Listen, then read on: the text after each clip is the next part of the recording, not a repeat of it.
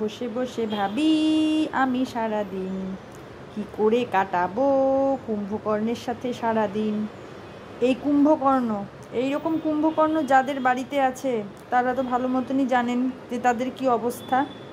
মা যে সারাদিন একা একা থাকে, দাদা দিদি স্কুলে চলে যায়, বাবা কাজে চলে যায়, আর আমি যে একটু ওর সাথে কথা বলবো বা ওর সাথে খেলবো তার কোনো উপায় নাই।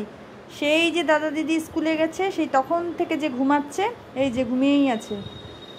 এই রকম কুম্ভকর্ণ ঘরে থাকলে আর কি দরকার, চোর এসে চুরি করে নিয়ে চলে যাক, ঘরে লোক ঢুকে যাক, তবুও ঘুমটা আমার দরকার।